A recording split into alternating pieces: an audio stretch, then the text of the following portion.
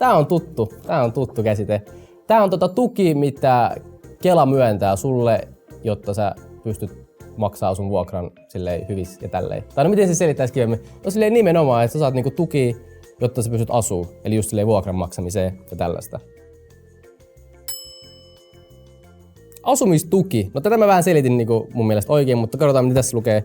Yleisellä asumistuolla helpotetaan pienituloisten asumismenoja. No ihan perus, simppeli mun mielestä. Mun mielestä mä tiesin tän oikein. Mä en tiennyt, että saa omistusasuntoon itse asumistukea. Toi on mullekin uutta. Ja sitä voi hakea Suomessa sijaitsevasta vakinaisesta asunnosta. Asumistuki on ruokakuntakohtainen, eli se myönnetään yleensä samassa asunnossa asuville henkilöille yleisesti.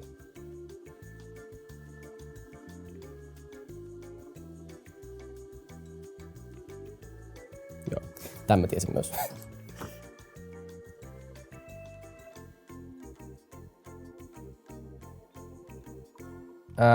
Semmoinen rahasumma. Musta tuntuu, että se on ehkä, siihen liittyy monia ehkä eri, tai onkohan se? Se on se ainakin tuet, mitä opiskelijat saa Kelalta.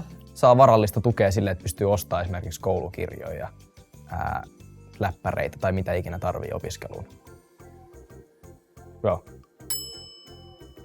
Opintotuki. Opintotuella tuetaan päätoimista opiskelua, jotta opiskelijan toimeentulo voidaan opintojen aikana turvata. Opintotuki on siis rahallista tukea opiskelujen aikaiseen elämiseen. Niin, eli elämiseen. Eli se voi olla myös vai voiko? Opintotuki koostuu opintorahasta ja opintolainasta. Okei. Ja lisäksi opiskelija voi saada yleistä asumistukea. Niin lisäksi opiskelija voi saada yleistä asumista. Niin, eli ne on periaatteessa niinku eri asia, että sit opintotuki on jotenkin eri kuin asumistuki. Opintotuella ei ole ikäraja. Sitä voi hakea myös alle 18-vuotias, joka aloittaa opinnot peruskoulun jälkeen. Jaa.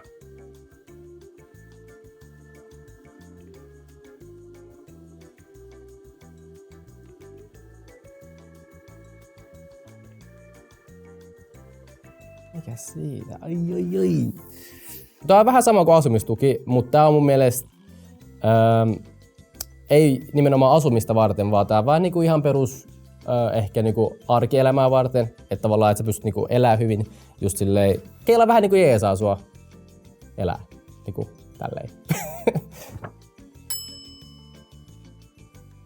No niin. Toimeentulotuki. Mä lähdin selittämään tätä vähän monimutkaisemmin, mutta katsotaan, että mitä se oikeasti tarkoittaa.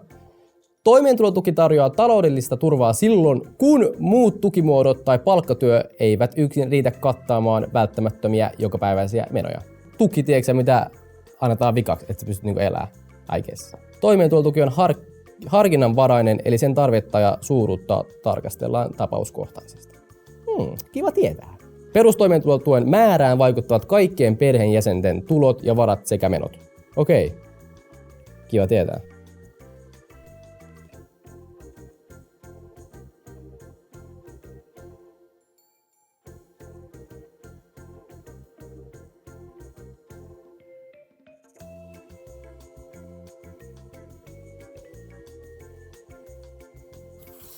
Faktoja tiskiin.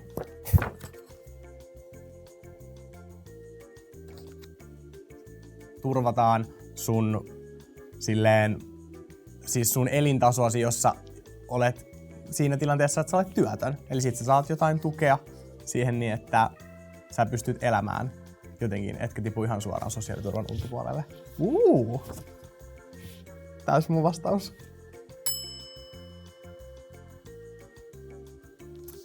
Työttömyysturva. Okei, no tässähän on hyvin tuotu ensimmäinen lause sitä, mitä mäkin yritin sanoa, vaikka mä en ehkä sanonut sitä näin tiivistetysti. Eli työttömyysturva turvaa työttömyyden aikaisen toimeentulon, kun palkkatuloja ei ole. Eli silloin, kun sulla ei ole palkkatuloja, niin työttömyysturva turvaa sen toimeentulon, että voit tulla toimeen.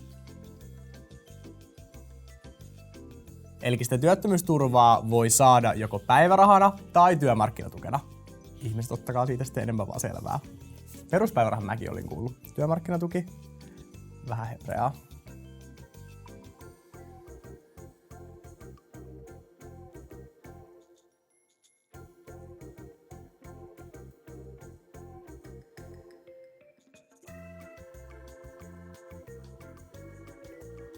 No det är det vad man får när det där, tror jag. Jag tror att det är det när man får ett barn så får man en liten summa pengar som stöder liksom familjer så att de kan sköta om sitt barn.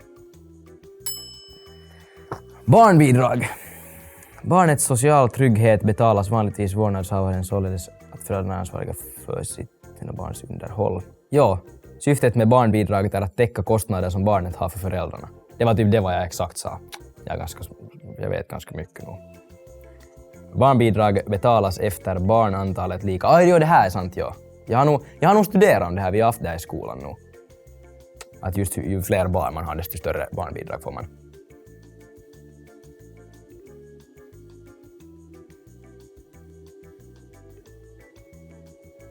Jag har nästan det här, ganska bra. Kortit vaan käteen, let's get it.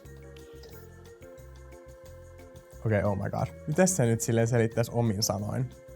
Mä sanoisin, että jokaisella meistä on oikeus ja valtio varmaan jotenkin niitä silleen pitää huolta siihen, että jokainen ei ehkä silleen tipu puolelle. Ehkä! En mä tiedä. Jes, kiitos. Okei, elikkä mikä oikeasti sosiaaliturva on? Eks mä vähän tälleen sanonutkin, että sosiaaliturva tarjoaa perustoimeentulon, eli rahallista tukea niissä elämäntilanteissa, joissa ei itse pysty omilla työtuloillaan tai muuten ansaitsemaan riittävää toimeentuloa. Elikkä jos sulla on tilanne, että sun toimeentulo on vaakalaudalla joistakin tietystä tilanteista, niin sosiaaliturva tarjoaa perustoimeentulon, eli pystyt elämään silleen perustoimeentulon mukaisesti. Okei.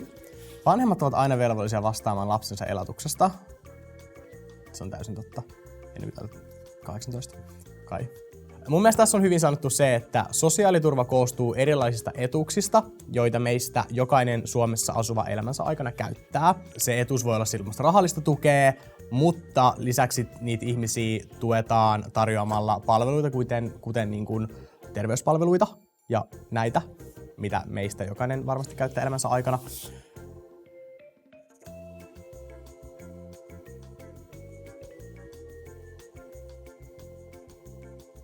Tämäkin on mun mielestä hyvin sanottu, että eri elämäntilanteissa olemme välillä enemmän tuen saajia ja välillä puolestaan sen maksajia.